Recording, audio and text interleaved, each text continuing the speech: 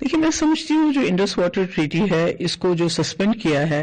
Government of India ने, मेरे हिसाब से अनफॉर्चुनेट है। खासकर जब उमर साहब जो हमारे वजीर आला हैं वो जानते हैं कि अभी जंग के दहाने से दोनों मुल्क वापस आए हैं और उसमें अमेरिका को इंटरवीन करना पड़ा। हमारे कई लोग यहाँ शहीद हो गए, कई जो हैं गांव के गांव उजड़ गए, घर बर्बाद हो गए। इतनी तबाही के बाद अब थोड़ा सा सुकून हो रहा है। तो ऐसे में ये कहना कि तुलबुल जो है उसको बराज को बनाएंगे चूंकि इंडस वाटर ट्रीटी अब सस्पेंड हो चुकी है, तो मुझे लगता है ये एक प्रोवोकेशन है।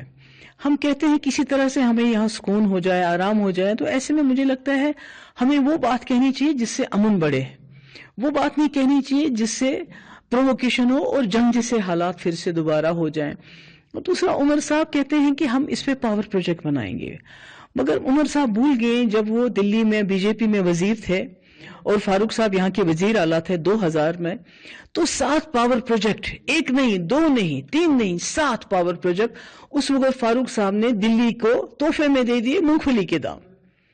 तो अभी भी हमारे पास ऑलरेडी इतने पावर प्रोजेक्ट बने हुए हैं, हमारे पास इतना पानी है जिसको ना हम इस्तेमाल करते हैं, ना वो बिजली हमारे काम आ रही है, पूरे मुल्क के काम आ रही है, मगर हमारे काम नहीं आ रही है। तो ऐसे में मैं समझती हूँ कि उमर साहब का ये कहना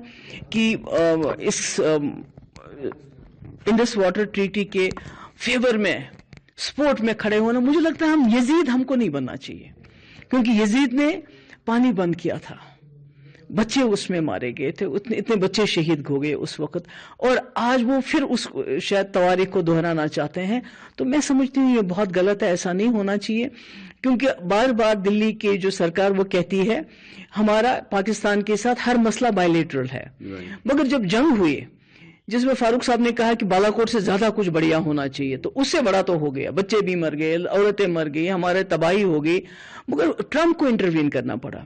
अगर ये दोबारा अब फिर जो इंडस वाटर ट्रीटी के ऊपर ये फिर से उसको बंद करते हैं, तो फिर जो दुनिया की ताकतें हैं, वर्ल्ड पावर लाइक ट्रंप फिर इंटरवीन करेगा। तो हमें दायरे से हम बाहर आ चुके हैं और आप पीस की बात कर रही हैं, आपको लग रहा है कि इशारा दोबारा से ये है कि हालात खराब हो?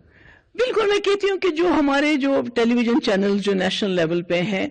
वो मुझे लगता है उनके यहाँ मातम है कि ये जंग क्यों बंद हो गई, क्योंकि उनकी टीआरपीज बढ़ती थी। तो कहीं ना कहीं जो उमर साहब का बयान है वो भी प्रोवोकेटिव है